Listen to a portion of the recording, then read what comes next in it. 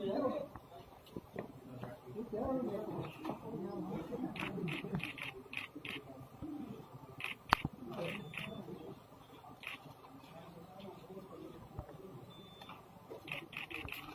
evening, everyone.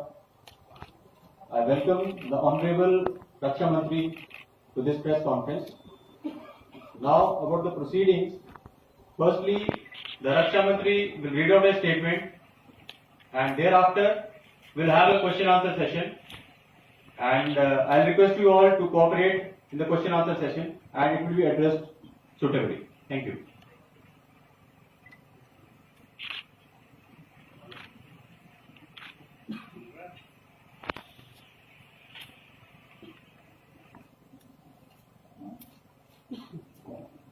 You can hear me?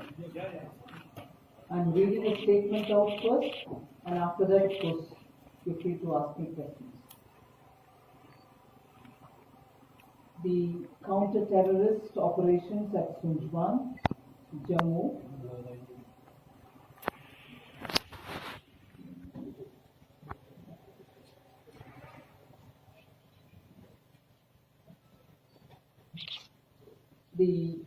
I'm repeating. The counter-terrorist operations at Sitharaman, Jammu were called off today at 10:30 hours. However, the sanitization operations are still on. The terrorists belonged to Jaish-e-Mohammed, Tanzim, sponsored by Azhar Masood, residing in Pakistan and deriving support from therein. The terrorists had chosen to attack a military station which housed both troops and families of the Indian Army.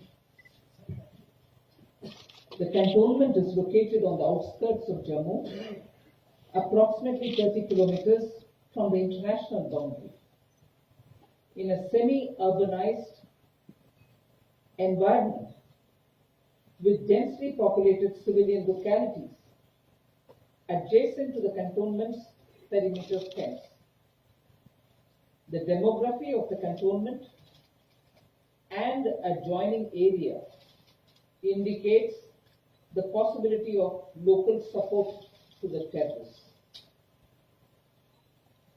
An alert had been sounded on the likelihood of a terrorist attack around this period. Accordingly, quick reaction teams, the QRTs, were positioned in vulnerable areas.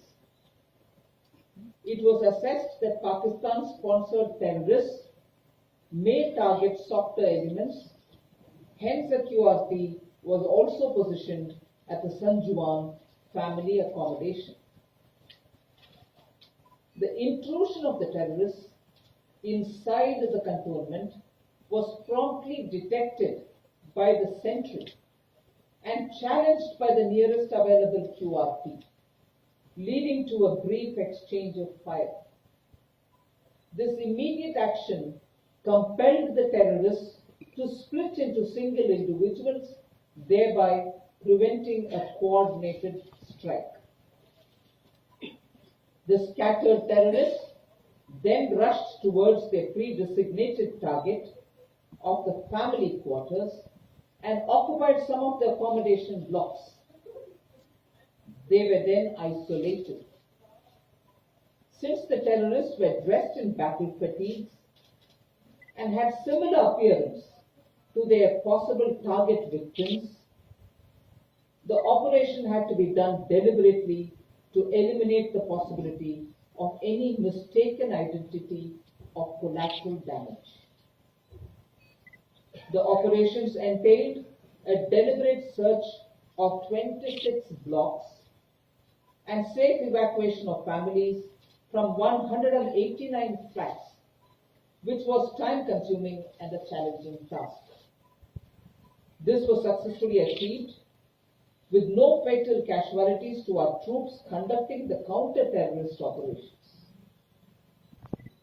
6 fatal casualties, however, including a civilian, were caused by the terrorists due to their firing on unarmed service personnel and their dependents during the initial seizing of the residential quarters in an attempt to gain forceful entry into the family quarters.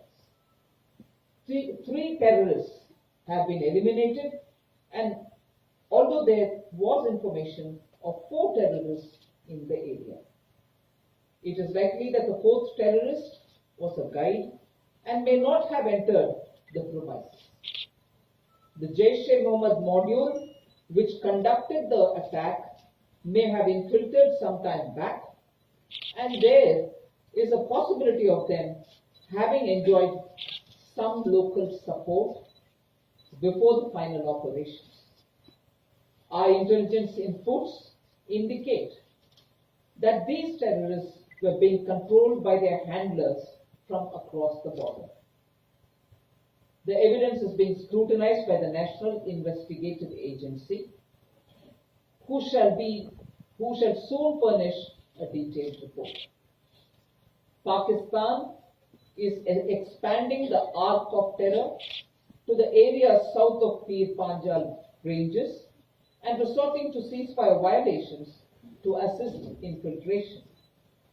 These are being responded appropriately. Infiltration across the line of control has ebbed to a great extent by the Anti-Infiltration Obstacle System, the AIOS, and a dynamic multi-layered counter-infiltration grid. The activities of the terrorists in the hinterland are being severely curtailed due to the relentless efforts of the security forces.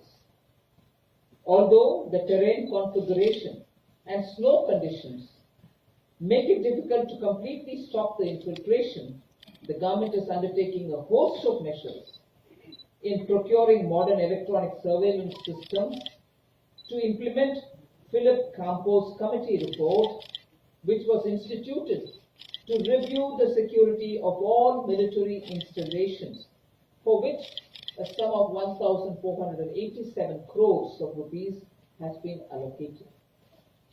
With a view to enhance alertness along the border, additional sensors, UAVs, and long-range surveillance devices have already been deployed to cover the entire frontage of the line of control.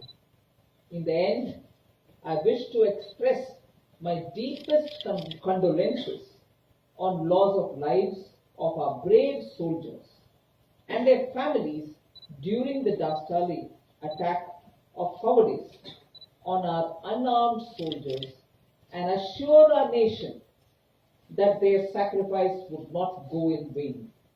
I compliment the valor of our brave soldiers who carried out this operation with precision and professionalism.